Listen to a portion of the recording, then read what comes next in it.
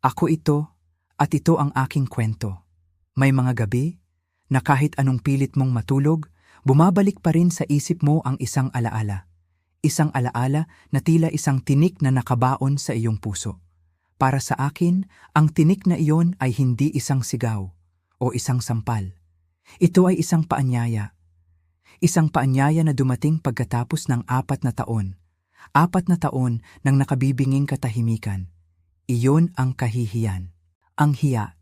Hindi dahil sa sinabi ng ibang tao, kundi dahil sa ginawa ng sarili mong dugo at laman. Ang anak ko, si Marco, ang nag-iisa kong anak. Sa loob ng 4 na taon, parang bulang naglaho siya sa buhay ko. Walang tawag sa telepono. Walang text. Kahit isang, "Kamusta ka na, inay?" ay wala. Para bang ang inang nagluwal sa kanya sa mundong ito ay isa na lamang multo. Isang anino ng nakaraan. Ito ba ang ganti? Ang ganti sa lahat ng sakripisyo? Ang anak na pinalaki mo ng may pagmamahal, na binigyan mo ng lahat ng kaya mong ibigay, ay babalik lamang kapag may kailangan siya sa iyo? At sa aking kaso, ang pagbabalik niya ay hindi isang mainit na yakap, kundi isang malamig at nakaprint na papel na isinilid sa ilalim ng aking pinto, isang imbitasyon sa isang krus. Para daw sa aking ika-72 na kaarawan, ang sakit, ang bigat sa dibdib. Dahil sa isang sandali, umasa ako na baka na-miss niya ako, na baka sa wakas, naaalala na niya ang kanyang ina. Ngunit sa likod ng pag-asang iyon, may isang munting tinig na bumubulong. Mag-ingat ka. Isang tinig na nagsasabing ang kabaitan na biglang sumusulpot ay madalas may kasamang lason. At hindi ko alam noon na ang lason na iyon ay literal. Sa loob ng 30 taon, ako ang naging ilaw ng tahanan. Mula nang pumanaw ang aking asawa, si Ricardo, ako na ang gumampan ng lahat. Ako ang ina, ako ang ama. Ibinuhos ko ang bawat sentimo ng aming naipon, ang bawat patak ng aking lakas para lang mapagtapos si Marco sa isang magandang unibersidad. Naaalala ko pa, isinanla ko ang mga alahas na bigay sa akin ni Ricardo para lang may pambayad siya sa kanyang tuition. Ginawa ko iyon nang walang pag-aalinlangan. Dahil para sa isang ina, ang kinabukasan ng kanyang anak ay mas mahalaga kaysa sa anumang ginto. Nang ikasal siya kay Angela, ako ang gumastos sa halos lahat ng bagay. Ang sabi ko sa sarili ko, "Sige na, Teresita, para naman ito sa kaligayahan ng anak mo." Kahit na ang pakiramdam ko ay tila isa lamang akong bisita sa sarili kong buhay. Habang sila ay bumubuo ng kanilang magarbong mundo, ako naman ay naiwang mag-isa sa bahay na puno ng mga alaala. Nag-iisa. Ang tingin nila sa akin ay isang matandang babae na ang tanging silbi na lang ay ang mag-abot ng pera kapag kailangan. Isang lumang muweble sa bahay na hindi na napapansin. Walang pakialam. Hindi nila nakita ang mga gabing hindi ako makatulog sa pag-aalala, ang mga panalangin ko para sa kanilang kaligtasan. Ang pagtitipid ko sa sarili ko para lang masigurong may maiiwan ako para sa kanila. At pagkatapos ng lahat ng iyon, isang pirasong papel. Isang paanyaya sa isang biyahe kung saan ako ang sentro ng atensyon. Kakaiba. Masyadong maganda para maging totoo. Ngunit bilang isang ina, pinili kong maniwala. Pinili kong bigyan sila ng isa pang pagkakataon. Isang pagkakamali na muntik ng kumitil sa aking buhay. Pero may isang bagay, isang malaking bagay, na hindi nila alam. Ang tingin nila sa akin ay isang kawawang matanda. Mahina. Madaling lokohin. Isang piyon na madaling itulak sa gilid ng chessboard. Hindi nila alam na ang aking yumaong asawa, si Ricardo, ay hindi ako iniwang walang laban. Bago siya pumanaw, sinigurado niya ang aking kinabukasan sa paraang hindi nila kailanman inakala. Ang bookstore na minana ko sa kanya ay hindi lamang isang simpleng tindahan ng libro. Ito ay isang pundasyon. At sa likod ng pundasyong iyon ay ang aking lihim na yaman. Isang last will and testament na maingat na itinago ng aming abogado, isang dokumento na hindi nila kailanman nakita. Isang dokumento na nagbibigay sa akin ng buong kontrol sa lahat ng aming ari-arian, kasama na ang isang trust fund na nagkakahalaga ng milyon-milyong piso. Oh, milyon!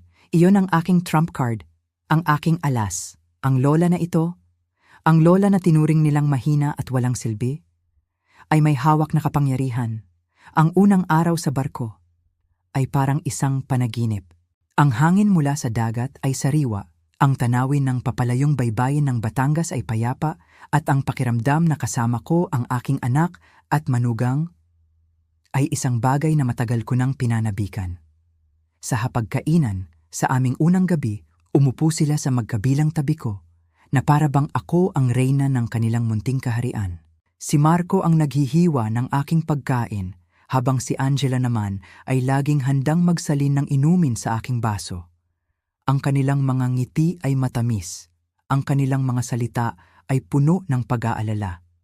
Tinatanong nila ang tungkol sa aking kalusugan, ang aking bookstore, ang aking mga araw-araw na gawain.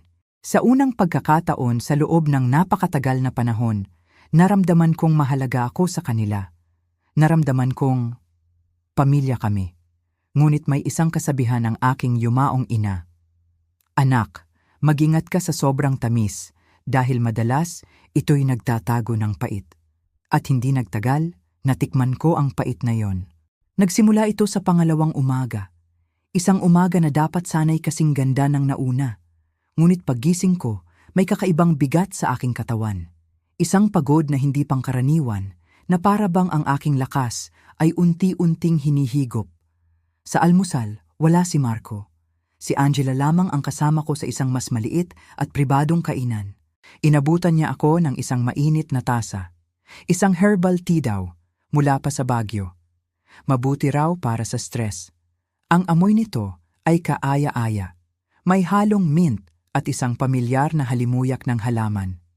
Bilang pakikisama, humigop ako. At isa pa. At isa pa. Pagkatapos ng kalahating tasa, nagsimulang manlabo ang aking paningin. Hindi ako nahihilo, pero parang may ulap na bumabalot sa aking isipan. Ang mga salita ni Angela ay tila nanggagaling sa malayo, ang kanyang mga ngiti ay tila lumalabo. Deserve niyo pong mag-relax, inay, sabi niya, habang ang kanyang mga mata ay pasimpleng sumusulyap sa kanyang cellphone. Ang pag-aalala sa kanyang mukha ay hindi umabot sa kanyang mga mata. At doon, nagsimula ang aking pagdududa. Sa mga sumunod na oras, ang pakiramdam na iyon ay hindi nawala. Nang hapon na iyon, habang kami ay nasa itaas na bahagi ng barko, inabutan ako ni Marco ng isang baso ng kalamansi juice, isang higop lang, at alam kong may mali. May kakaibang lasa ito, isang kemikal na pait na pilit tinatakpan ng asukal. Agad kong ibinaba ang baso at sinabing mas gusto ko ng tubig. Walang tanong-tanong. Mabilis na kumuha si Angela ng isang bote ng mineral water mula sa kanyang bag at iniabot sa akin. Tila handa, masyadong handa. Sa kanilang mga mata, nakita ko ang isang kakaibang pag-aalala. Hindi pag-aalala para sa akin, kundi pag-aalala na baka may mapansin ako. Na baka ang kanilang plano ay mabisto. Ang gabi ng ikalawang araw ang nagpatibay sa lahat ng aking hinala. Sa isang eleganteng hapunan, pagkatapos ng pangunahing pagkain, muling lumapit si Angela na may dalang takure. Isang naiibang timpla naman, inay, ang sabi niya na may matamis na ngiti. Lavender at chamomile, para makatulong sa inyong pagtulog. Pinanood ko siyang magsalin, ang bawat galaw niya ay kontrolado at pinag-aralan. Idinulas niya ang tasa papalapit sa akin, at ang kanyang mga mata.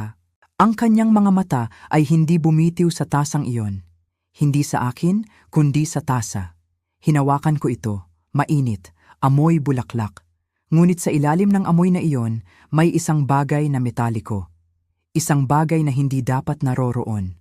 Nagpanggap akong iinom, itinaas ko ang tasa hanggang sa aking labi, ngunit hindi ko ito tinikman. Ibinaba ko ito at ngumiti. Masarap siguro ito, sabi ko, pero busog na ako. Nakita ko ang bahagyang pagkadismaya sa mukha ni Angela, isang kislap na mabilis niyang itinago sa likod ng isa pang ngiti.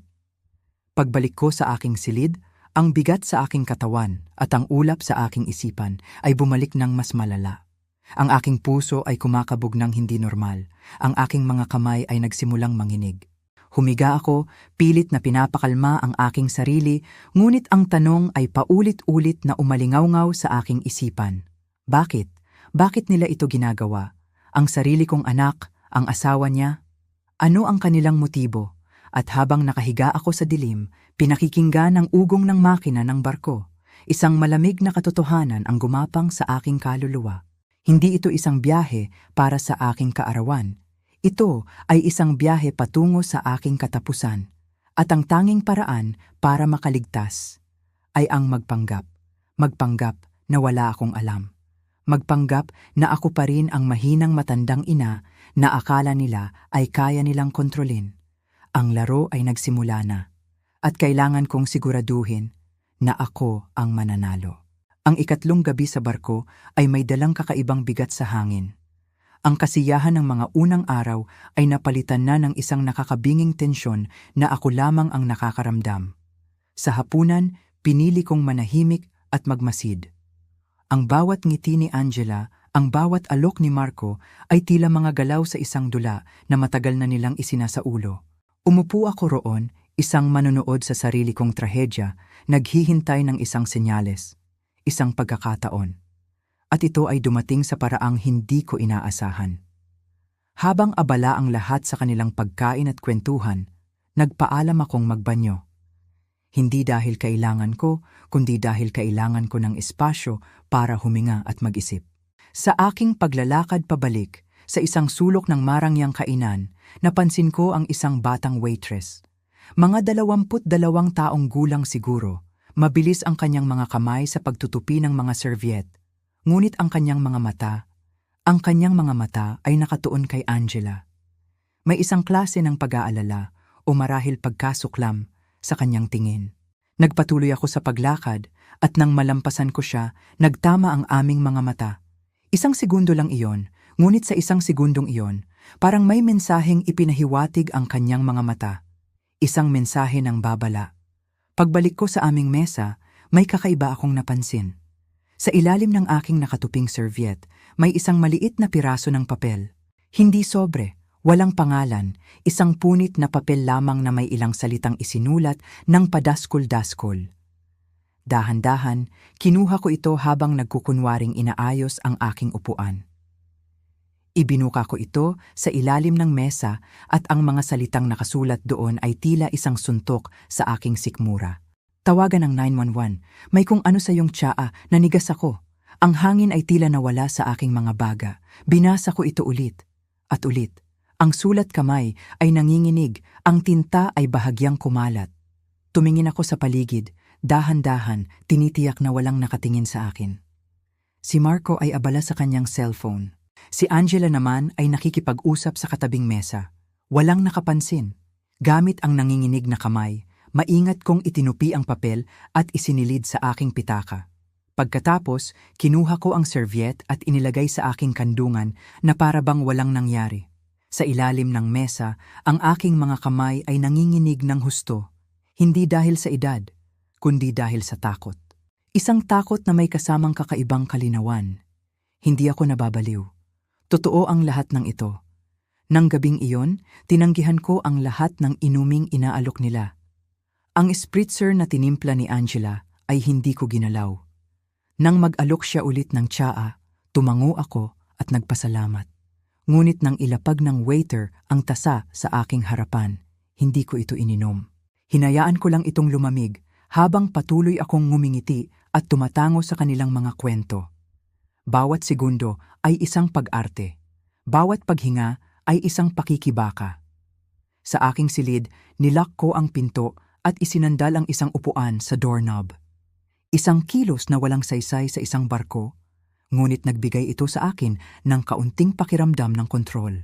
Inilabas ko ang papel mula sa aking pitaka at binasa itong muli sa ilalim ng maliwanag na ilaw. Tawagan ang 911. Paano ako tatawag sa gitna ng karagatan? Sino ang maniniwala sa isang matandang babae laban sa kanyang magalang at mapagmahal na anak? Ang mga tanong ay bumaha sa aking isipan, ngunit isang bagay ang malinaw. May isang tao sa barkong ito na nakakaalam. May isang tao na handang tumulong. At kailangan ko siyang mahanap. Kinabukasan, sa almusal, muli kong nakita ang batang waitress. Habang siya ay naglalakad, sinadya kong magtama muli ang aming mga mata. Dumaan siya sa aking mesa at sa kanyang pagdaan, bahagya niyang ipinakita ang kanyang pulso. At doon, nakita ko ito. Isang maliit na marka ng ballpen, isang numero ng telepono. Hindi niya kailangang magsalita.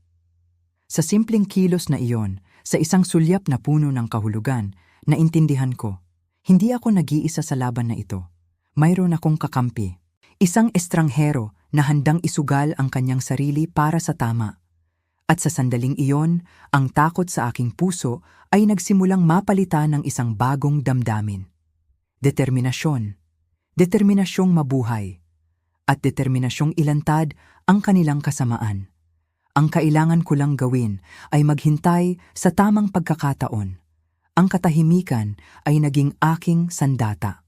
Sa mga sumunod na araw, naging anino ako ng aking sarili, isang matandang babae na tila laging pagod at medyo nalilito.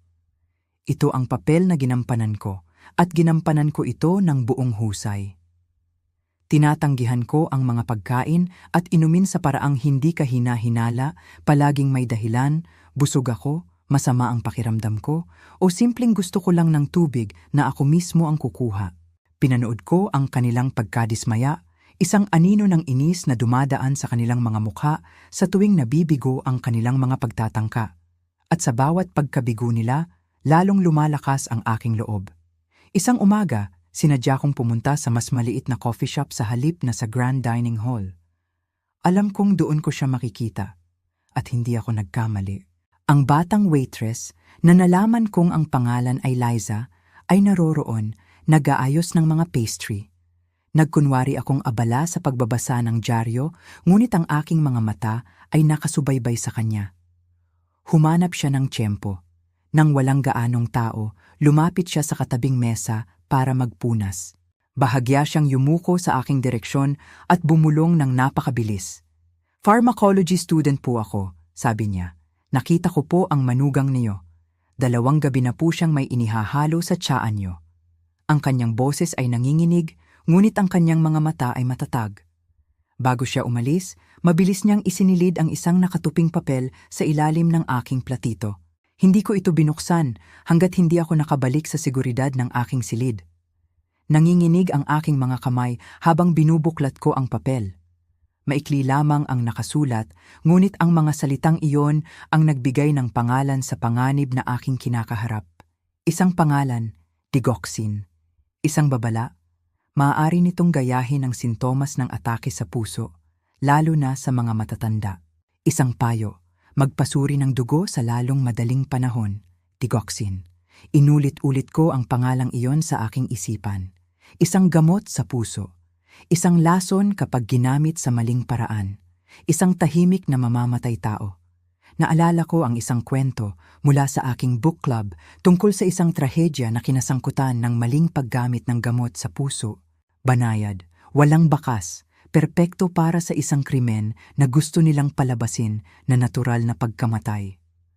Habang pinoproseso ko ang lahat ng ito, bumukas ang pinto. Si Marco. Ang kanyang ngiti ay mas malapad kaysa dati, ngunit ang kanyang mga mata ay mapanuri. "Inay, hindi ka namin nakita sa almusal. Okay ka lang ba?" Tanong niya, ang kanyang boses ay puno ng pekeng pag-aalala. Tumango lang ako, pilit na pinapanatili ang kalmadong ekspresyon sa aking mukha. Nagkwento siya tungkol sa panahon, sa tanawin, sa pagkain, mga walang kwentang usapan. At pagkatapos, ibinagsak niya ang bomba. "Inay," sabi niya habang umuupo sa tapat ko.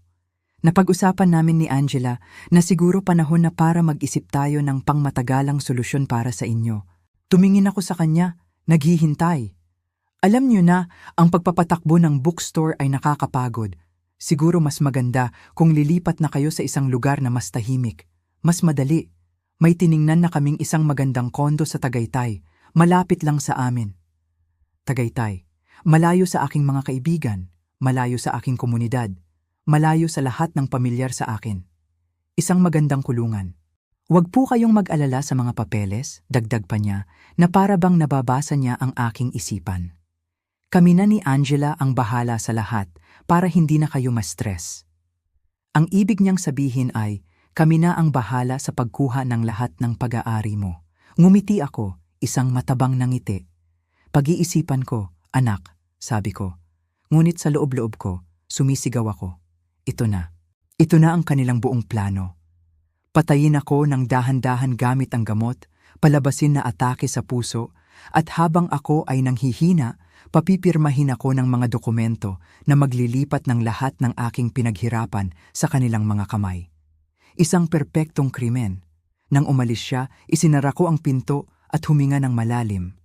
Ang takot ay naroon pa rin, ngunit ngayon may kasama na itong galit. Isang galit na nagbigay sa akin ng lakas. Kinuha ko ang aking notebook at sinimulang isulat ang lahat, ang bawat detalye, bawat sintomas, bawat kakaibang kilos, bawat salita, ang petsa, ang oras, ang pangalan ng lason. Naging detective ako sa sarili kong kaso ng pagpatay. Dahil alam ko na ngayon. Hindi lang nila gusto ang aking pera. Gusto nilang burahin ako, pero hindi ako papayag. Ang matandang ina na minamaliit nila ay lalaban. At kailangan ko ng mas matibay na ebidensya. Ang gabi ay muling naging aking kakampi. Alam kong hindi sapat ang aking mga isinulat sa notebook. Kailangan ko ng isang bagay na hindi matatawaran, isang ebidensya na magpapatunay sa kasamaang ginagawa nila. Ang pagkakataon ay dumating sa anyo ng isa na namang misteryosong sulat na isinilid sa ilalim ng aking pinto. Ang sulat kamay ay pamilyar, kay Liza. Ngunit ang mensahe ay iba, hating gabi. Kuwarto, dudyuno tutwave. Isang paanyaya sa panganib, ngunit alam kong kailangan kong pumunta. Pagsapit ng 11:30, maingat akong lumabas ng aking silid. Ang pasilyo ay tahimik, tanging ang ugong ng barko at ang alon ng maririnig. Bawat hakbang ko ay maingat, bawat anino ay tila isang banta. Nang marating ko ang kwarto, 212, kumatok ako, 2 beses, isang paghinto at isa pa. Ito ang senyas na napag-usapan namin sa isang mabilis na sulyap kaninang hapon. Bumukas ang pinto. Si Liza, hinila niya ako papasok sa isang madilim na silid. Ang tanging ilaw ay nagmumula sa isang maliit na lamp sa mesa. Hindi siya nagsalita. Sa halip, iniabot niya sa akin ang isang malaking brown na sobre. Ang kanyang mga kamay ay bahagyang nanginginig. Binuksan ko ang sobre. Ang laman nito ang nagpatigil sa pagtibok ng aking puso. 3 litrato. Ang una ay isang kuha ni Angela, nakayuko sa mesa sa kainan. Sa kanyang kamay, isang maliit na bote na kulay amber at malinaw na makikita ang pagbuhos niya ng likido mula rito patungo sa isang tasa ng tsaa. Ang aking tasa.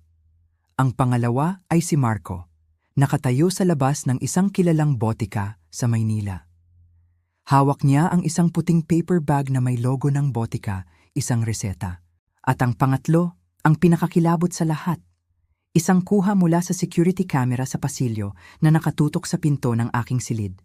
Malinaw ang petsa at oras, at isang malabong imahe ng isang tao na naglalagay ng sobre sa ilalim nito. Ang sobre na naglalaman ng mga papeles para sa Tagaytay. May kaibigan po ako sa security, halos pabulong na sabi ni Liza. Hindi ko na po kinaya. Alam kong delikado, pero mas delikado po ang sitwasyon niyo. Sinabi niya na naipadala na niya ang digital copies ng mga litrato sa isang tiwalang kaibigan sa labas ng barko para kung may mangyari man sa amin. Tinitigan ko ang mga litrato. Ang katotohanan na dati isang nakakatakot na hinala lamang ay ngayon nasa aking mga kamay, nakalimbag sa makintab na papel. Ito na ang ebidensyang kailangan ko. Salamat, sabi ko. Ang aking boses ay halos hindi marinig. Ngunit ang pasasalamat sa aking mga mata ay sapat na. Bago ako umalis, may isa pa siyang iniabot sa akin. Isang maliit na voice recorder. Itago niyo po ito, sabi niya. Baka kailanganin niyo, mas ligtas kaysa tumawag. Pagbalik ko sa aking silid, isang kakaibang kapayapaan ang bumalot sa akin. Ang takot ay napalitan ng isang malamig at matigas na determinasyon. Ang mga piraso ng puzzle ay kumpleto na. Mayroon akong testimonya, mayroon akong mga litrato. At ngayon, mayroon akong isang paraan para i-record ang kanilang mga salita. Kinabukasan, ang kanilang pag-arte ay umabot sa sukdulan. Si Angela, na may dalang isang magandang sutlang alampay bilang regalo, ay muling binuksan ang usapan tungkol sa aking kinabukasan. Umupo siya sa tapat ko, ang kanyang boses ay malambing, ngunit ang kanyang mga mata ay matalim. Inay, sabi niya, napag-usapan namin ni Marco na para mapadali ang lahat, baka mas mabuting simulan na nating ayusin ang mga legal na bagay. Inilabas niya mula sa kanyang bag ang parehong brown na sobre na nakita ko sa litrato. Mga draft lang naman po ito, para lang may masimulan tayo. Inilapag niya ang sobre sa mesa sa pagitan namin. Ang sobre na naglalaman ng aking sentensya. Ngumiti ako. Isang ngiti na hindi umabot sa aking mga mata. Kinuha ko ang sobre. Salamat anak, titingnan ko ito.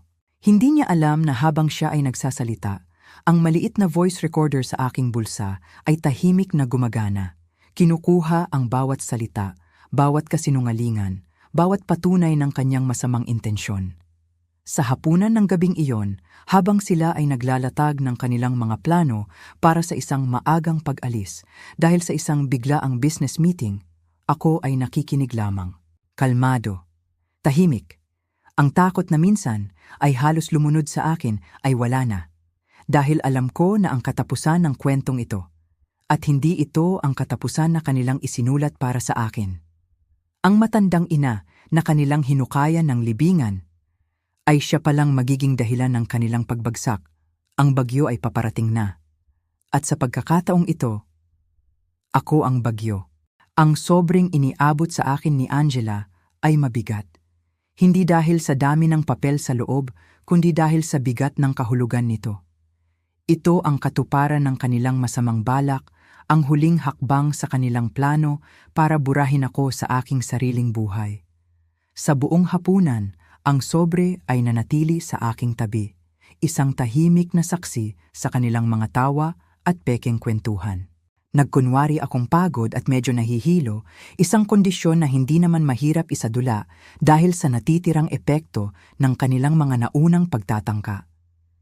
Inay, magpahinga na po kayo, sabi ni Marco na may pag-aalala sa kanyang boses. Kami na po ni Angela ang mag-aayos dito. Ang ibig sabihin niya ay magpahinga ka na para bukas, kapag mas mahina ka na ay mapipilitan ka ng pumirma. Pagbalik ko sa aking silid, hindi ko muna binuksan ang sobre. Sa halip, umupo ako sa dilim at hinayaan kong lumipas ang oras. Pinakinggan ko ang bawat tunog sa labas ng aking pinto, bawat yabag, bawat kaluskos. Inaasahan ko na baka may susubok pumasok. Ngunit wala. Ang kanilang tiwala sa sarili ay napakataas. Akala nila, ang matandang ina ay nasa kanilang mga palad na.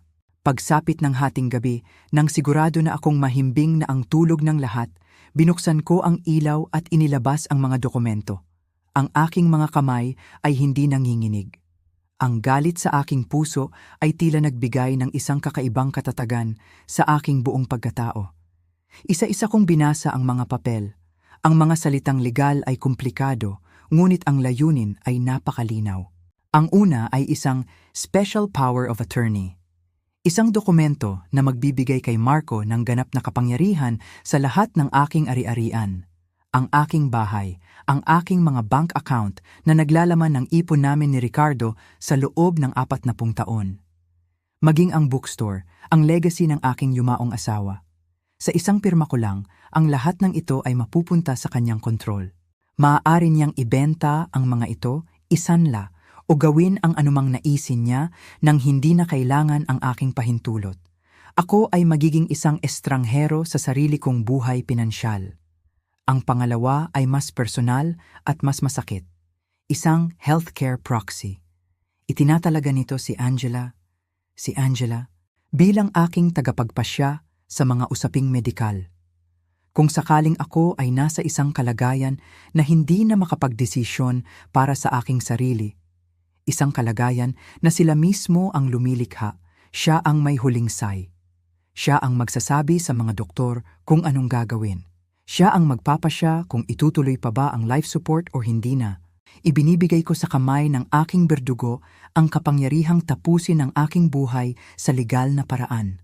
At ang panghuli, isang liham na naka-address sa aking abogado sa Maynila, si Aterian Reyes. Isang liham na nagsasabing ako, si Teresita Santos, ay kusang loob na nagpasyang pasimplihin ang aking buhay sa pamamagitan ng paglalagay ng aking mga ari-arian sa ilalim ng pangangalaga ng aking anak na si Marco. Isang magandang kasinungalingan, isang patibong na binalutan ng mga salitang puno ng pagmamahal. Habang binabasa ko ang mga ito, hindi luha ang pumatak mula sa aking mga mata, kundi isang malamig na pawis. Ang kanilang plano ay perpekto sa bawat detalye.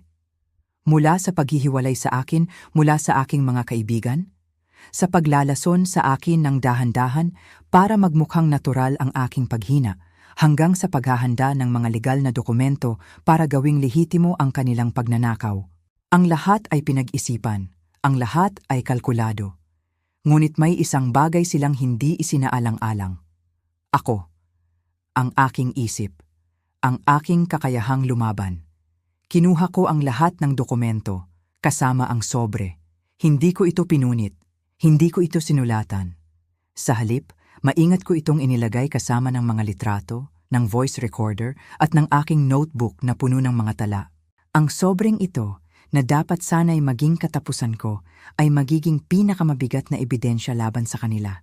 Ito ang pruweba ng kanilang intensyon na isinulat sa itim at puti. Nang gabing iyon, hindi ako natulog, nagplano ako. Inisip ko ang bawat susunod na hakbang, hindi ako maaaring magkamali, hindi ako maaaring magpakita ng takot. Kinabukasan, kailangan kong harapin sila na may ngiti sa aking labi habang hawak-hawak ko ang mga sandatang sisira sa kanila. Ang laro ay papunta na sa huling yugto, at ang babaeng akala nila ay kanilang biktima ay handa nang maging mga ngaso. Ang kailangan ko lang ay ang tamang lugar at ang tamang oras para isagawa ang aking pag-atake. At alam ko na kung saan at kailan. Hindi sa gitna ng sigawan, hindi sa harap ng pulisya, kundi sa isang lugar na hindi nila inaasahan, sa loob ng sistema na sinusubukan nilang gamitin laban sa akin. Ang umaga pagkatapos kong matuklasan, ang laman ng sobre ay sumikat na may dalang kakaibang kalinawan. Ang dagat ay kalmado, ang langit ay walang ulap, na tila isang perpektong entablado para sa huling akto ng dula. Hindi na ako nag-aalinlangan, hindi na ako natatakot. Ang tanging nararamdaman ko ay isang matatag at hindi matinag na determinasyon. Oras na para tapusin ito. Nagbihis ako ng maingat. Isang simpleng bestida, ngunit elegante. Naglagay ako ng kaunting kolorete sa aking mga labi. Gusto kong magmukhang malakas. Gusto kong magmukhang hindi biktima. Inilagay ko sa aking malaking handbag ang lahat ng aking ebidensya. Ang mga litrato, ang voice recorder, ang aking notebook, ang mga papel na galing kay Liza, at ang pinakamahalaga sa lahat, ang sobreng naglalaman ng mga dokumentong legal na inihanda nila. Ang lahat ay nakahanda. Hindi ako nagpunta sa almusal. Sa halip, dumiretso ako sa reception desk ng barko. Maaari ko bang makausap ang pinakamataas na opisyal na namamahala sa legal na usapin dito sa barko? Tanong ko sa isang babaeng nasa desk. Ang aking boses ay kalmado at magalang. Nagtaka ang babae, ngunit nakita niya siguro ang determinasyon sa aking mga mata. Pagkalipas ng ilang minuto, isang lalaking nakaunipormeng puti ang lumapit sa akin. Siya ay si Officer Givens, ang legal liaison ng barko. Maaari po ba tayong mag-usap sa isang pribadong lugar? Sabi ko. Dinala niya ako sa isang maliit na conference room sa likod ng mga opisina ng administrasyon. Isang silid na walang bintana, tahimik at opisyal. Pinaupo niya ako at tinanong kung ano ang maipaglilingkod niya. Huminga ako ng malalim at pagkatapos, isa-isa kong inilatag ang lahat sa mesa sa pagitan namin. Una, ang aking notebook. Narito po ang talaan ng aking mga naramdaman simula noong ikalawang araw ng biyaheng ito, paliwanag ko. Ang bawat pagkahilo, ang bawat paninikip ng dibdib, ang bawat panginginig. Sunod, ang mga litrato. Ito po ang aking manugang, si Angela Santos, na naglalagay ng hindi malamang substance sa aking tsaa. At ito naman po ang aking anak, si Marco Santos, na may dalang reseta mula sa isang botika bago pa man tayo umalis ng pantalan. Pagkatapos, ang mga papel mula kay Liza. Ito po ang pangalan ng gamot na pinaghihinalaan kong ginagamit nila. Digoxin. Sumunod, ang voice recorder. Dito po nakarecord ang pag-uusap namin ng aking manugang kung saan inaalok niya sa akin ang mga legal na dokumento. At panghuli, inilabas ko ang sobre. Inilatag ko ang power of attorney, ang healthcare proxy at ang liham para sa aking abogado. At ito po ang mga dokumentong gusto nilang papirmahan sa akin habang ako ay nasa ilalim ng impluensya ng gamot. Habang nagsasalita ako, ang aking boses ay hindi nanginig. Inilahad ko ang kwento ng malinaw mula simula hanggang wakas. Hindi ako nagdagdag ng drama. Hindi ako umiyak. Ang mga ebidensya na mismo ang nagsasalita. Si Officer Givens ay nakinig ng walang imik. Ang kanyang mukha ay seryoso, ang kanyang mga mata ay nagpalipat-lipat mula sa mga ebidensya patungo sa akin. Nang matapos ako, nanatili siyang tahimik ng ilang sandali. Kinuha niya ang mga litrato at sinuri itong mabuti. Kinuha niya ang papel na may pangalang digoxin. Ginang Santos, sabi niya sa wakas, ang kanyang boses ay mababa at seryoso. Ito po ay isang napakabigat na akusasyon. Alam ko po, sagot ko, at hindi ko po ito sasabihin kung hindi ako sigurado. Tumayo siya. Maaari ko po bang dalhin ang mga ito, lalo na ang mga litrato, sa aming hepe ng seguridad? Kailangan din po naming kausapin ang medical officer ng barko tungkol sa gamot na ito. Sige po, sabi ko. At kung maaari, nais ko pong humingi ng tulong para makatawag sa aking abogado sa Maynila gamit ang satellite phone ng barko. Pumayag siya. Pagkatapos ng halos 1 oras na paghihintay sa isang tahimik na lounge, bumalik si Officer Givens. Ang kanyang mukha ay mas seryoso pa kaysa dati. Ginang Santos, sabi niya, kinumpirma ng aming medical officer na ang digoxin ay isang mapanganib na gamot kapag inabuso at ang mga sintomas na inilarawan ninyo ay tumutugma sa epekto nito. Ang hepe ng seguridad ay kasalukuyan ng sinusuri ang mga CCTV footage. Hindi nagtagal, habang ako ay nakaupo sa library, dumating si Marco. Ang kanyang ngiti ay pilit. Inay, kanina pa po namin kayo hinahanap. Tara, kumain tayo sa itaas. Sumama ako sa kanya. Sa mesa, naghihintay si Angela na may nakahanda ng pitsel ng iced tea. Nasa kalagitnaan kami ng pagkain nang mangyari ito. 2 security personnel ng barko na nakasuot ng uniforme ang lumapit sa aming mesa. Mr. and Mrs. Santos, sabi ng isa sa kanila, pinapatawag po kayo ng kapitan para sa isang maikling pag-uusap. Nakita ko ang gulat at pagkalito sa kanilang mga mukha. Ang kanilang mga ngiti ay biglang naglaho. Bakit daw? Tanong ni Marco. Protocol lang po, sir, sagot ng security. Tumayo sila, ngunit bago umalis, lumingon sa akin si Marco. Babalik kami agad, inay? Pinanood ko silang maglakad palayo na may kasamang mga gwardiya. Hindi ako gumalaw. Dahan-dahan kong kinuha ang baso ng tubig na ako mismo ang nagsalin at uminom. Sa unang pagkakataon sa loob ng maraming araw, ang tubig ay lasang tubig lamang, payapa, malinis. Pagkalipas ng 30 minuto, si Officer Givens ang bumalik sa aking mesa. Ginang Santos, sabi niya, sila po ay kasalukuyang iniimbestigahan sa magkahiwalay na silid. Hindi pa po sila inaaresto, ngunit inatasan na po silang manatili sa kanilang mga kabin hanggang sa susunod na daungan. Tinatanong po kayo ng kapitan kung nais ninyong magsampa ng formal na kaso. Huminga ako ng malalim. Hindi pa sa ngayon, sagot ko. Ang gusto ko lang po ay makauwi ng ligtas at makausap ang aking abogado. Tumango siya. Nang gabing iyon, sa unang pagkakataon, nakatulog ako ng mahimbing. Ang unang bahagi ng laban ay tapos na. Nanalo ako. Ngunit alam kong mayroon pang isang huling bagay na kailangan kong gawin bago kami bumaba ng barko. Isang bagay na hindi nila malilimutan habang buhay.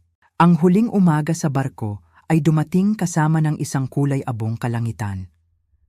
Nakatayo ako sa itaas na deck, nakasuot ng isang simpleng coat, pinapanood ang mga pasaherong bumababa, dala ang kanilang mga maleta at mga alaala ng isang masayang bakasyon. Ang aking tanging dala ay ang aking handbag kung saan nakatago ang lahat ng ebidensya. Nakausap ko na ang aking abogado, si Aternan Reyes, kagabi. Kinumpirma niya ang aking mga hinala. 2 linggo bago ang biyahe, tumawag si Marco sa kanyang opisina, nagtatanong tungkol sa aking huling habilin at kung paano ito maaaring baguhin kung sakaling ako ay hindi na makapag-isip ng malinaw. Ang kataksilan ay mas malalim pa kaysa sa aking inakala. Pagsapit ng 10:00, nagkaroon ng isang maliit na farewell reception sa main lounge. Karamihan ay naroroon para sa huling baso ng champagne at mga litrato. Ngunit ako ay naroroon para sa ibang dahilan. Humiling ako sa kapitan sa pamamagitan ni Officer Givens ng ilang minuto para magsalita. Sinabi kong gusto kong magpasalamat sa mga staff. Pumayag sila. Nang hawakan ko ang mikropono, ang buong lounge ay tumahimik. Ang aking mga palad ay tuyo, ang aking mga balikat ay tuwid. Sa isang sulok, nakita ko sila, si Marco at Angela. Nakatayo malapit sa pader, ang kanilang mga mukha ay walang emosyon na parang mga estatwa. Magandang umaga sa inyong lahat. Nagsimula ako. Ang aking boses ay kalmado, ngunit malinaw. Nais kong magpasalamat sa lahat ng staff ng barkong ito para sa isang hindi malilimutang paglalakbay. Ngumiti ako sa mga tripulante. Ang biyaheng ito, pagpapatuloy ko, ay nagpaalala sa akin ng isang mahalagang aral, na ang tunay na katangian ng isang tao ay hindi nakikita sa mga malalaking salita o magagarang regalo. Nakikita ito sa mga maliliit at tahimik na kilos, lalo na kapag inaakala nilang walang nakatingin.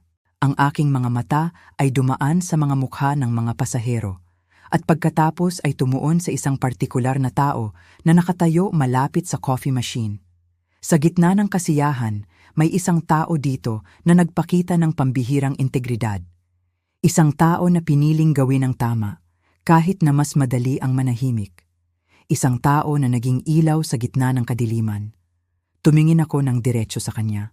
Liza, maaari ka bang pumunta dito sa harap? Nakita ko ang gulat sa kanyang mukha. Nagatubili siya, ngunit itinulak siya ng kanyang mga kasamahan. Dahan-dahan siyang lumapit, ang kanyang mga mata ay puno ng pagkalito. Nang siya ay nasa tabi ko na, ngumiti ako sa kanya at iniabot ang isang sobre.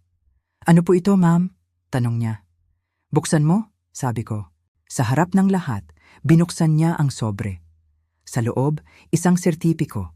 Isang scholarship certificate mula sa Ricardo and Teresita Santos Educational Foundation. Isang pundasyon na itinatag namin ng aking yumaong asawa para tulungan ang mga kababaihan sa larangan ng siyensya at medisina. Ito ay isang scholarship grant. Paliwanag ko sa mikropono, ang aking boses ay bahagyang nanginig sa emosyon. Nagkakahalaga ng 300,000 piso para tustusan ang iyong huling taon sa kolehiyo at ang iyong mga gastusin, para sa iyong katapatan at para sa iyong tapang.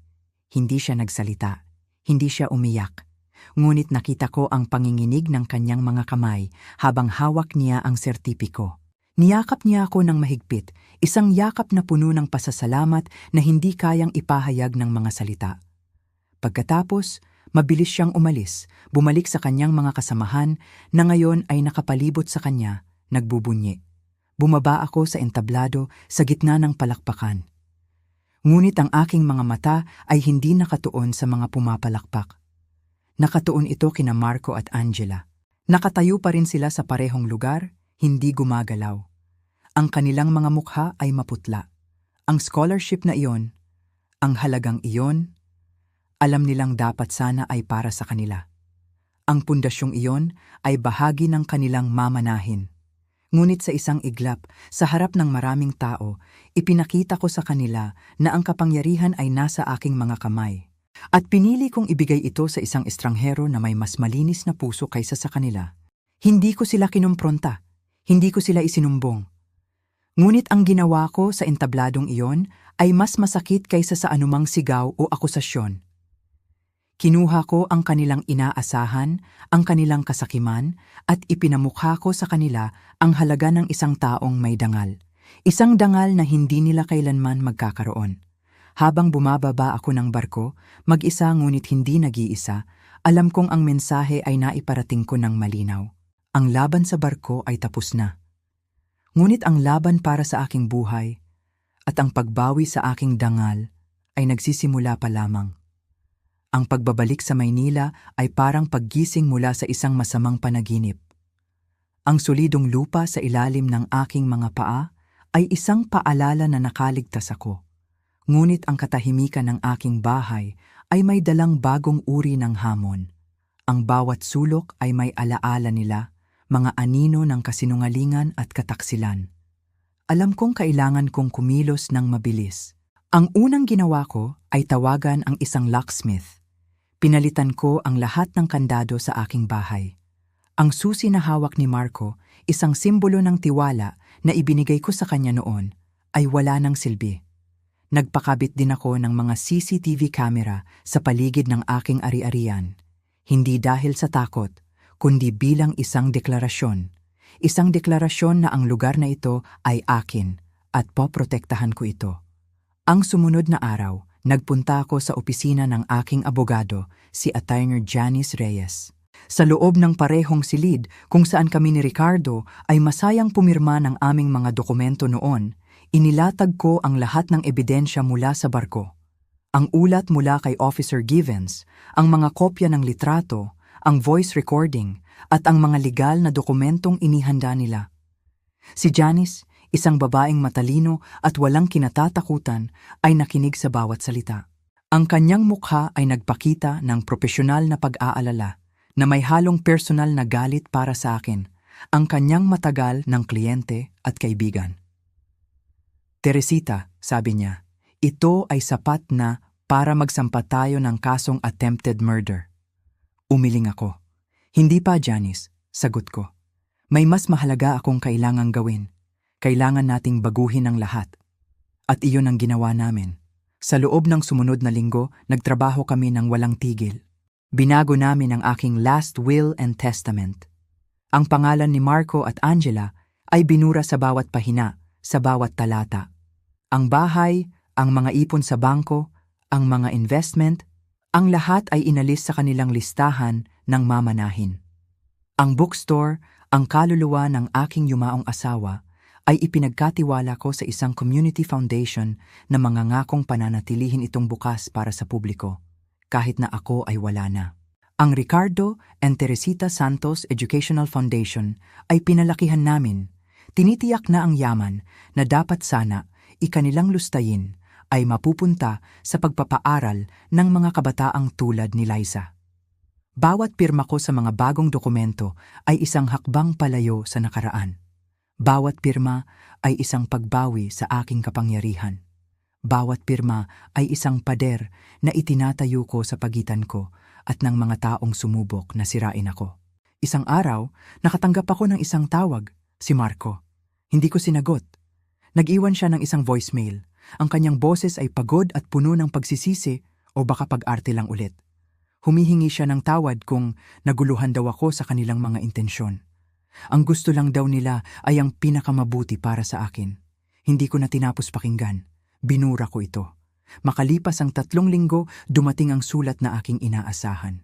Isang formal na liham mula sa abogado nila. Ikinakatwiran nila na ako ay under undue influence noong binago ko ang aking habilin.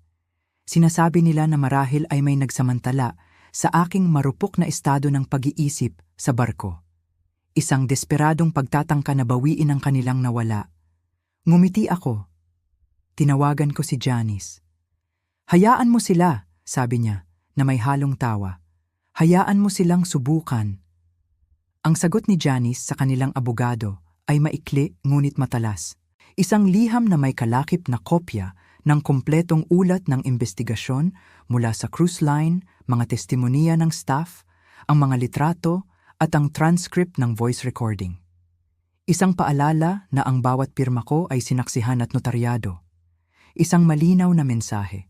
Subukan ninyo at ilalabas namin ang lahat. Pagkalipas ng 2 linggo, isa pang sulat ang dumating. Isang withdrawal statement. Binabawi na nila ang kanilang reklamo. Walang paliwanag. Tanging ang salitang resolved. Inilagay ko ang sulat sa isang folder na may label na tapos na. Ang laban ay tapos na, hindi sa korte, kundi sa aking puso. Sa wakas, malaya na ako. Ang bahay ay akin na muli. Ang buhay ay akin na muli. At sa katahimikan ng aking gabi, sa halip na takot, Ang naramdaman ko ay kapayapaan. Isang kapayapaan na mas matamis kaysa sa anumang mana. Ito ang kapayapaan ng isang taong nakaligtas, lumaban at nanalo. Ang kailangan ko na lang gawin ngayon ay ang matutong mabuhay muli. Ang huling bahagi ng aking biyahe ay hindi naganap sa gitna ng dagat. Ito ay naganap dito, sa loob ng aking maliit na bookstore. Isang umaga, habang pilit na sumisilip ang sikat ng araw sa mga bintana, naramdaman ko ang isang kakaibang gaan. Ang bawat libro sa mga estante ay tila may dalang bagong kwento ng pag-asa. Wala na ang amoy ng lason. Wala na ang pait ng tsaa. Ang tanging nalalanghap ko ay ang bango ng lumang papel at ang preskong hangin ng bagong simula. Ang aking buhay ay hindi na tungkol sa kanila. Hindi na ako ang biktima na muntik nang mawala. Ako na ngayon ay isang babaeng muling nabuo, mas matatag, mas matapang. Binago ko ang aking mundo sa sarili kong mga kamay. Pinalitan ko ang lungkot ng mga tawa ng mga batang nagbabasa sa aking tindahan. Ang bawat gabi ay payapa. Ang bawat gising ay may kabuluhan. Madalas kaming mag-email ni Liza. Sa bawat mensahe niya, nakikita ko ang isang matagumpay na babae na malapit ng maging isang magaling na pharmacist. Sinabi niya sa akin na ang nangyari sa barko ang nagbigay sa kanya ng direksyon. At ako naman, ako ang naging buhay na patunay na ang kabutihan ay laging nananaig.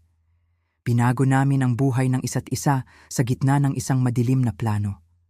Minsan, kapag nakaupo ako sa aking paboritong upuan, naaalala ko ang isang mahalagang kataga. Isang kataga na nakapaskil na ngayon sa aking dingding.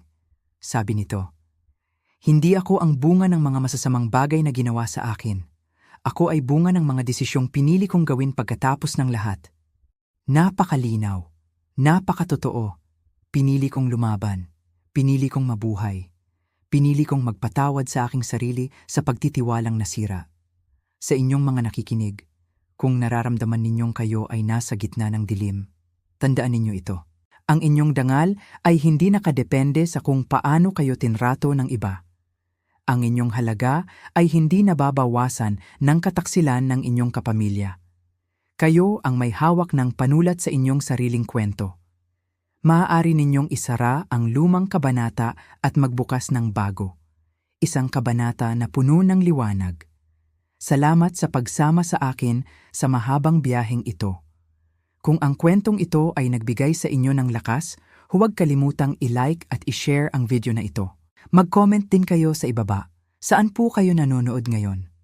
Gusto ko pong marinig ang inyong mga kwento, ang inyong mga karanasan sa pagbangon. Tandaan ninyo, hindi pa huli ang lahat para maging malaya. Ako si Teresita Santos, at ito ang aking tagumpay. Hanggang sa muli nating pagkukwentuhan, manatiling matatag at puno ng pag-asa. God bless po sa inyong lahat.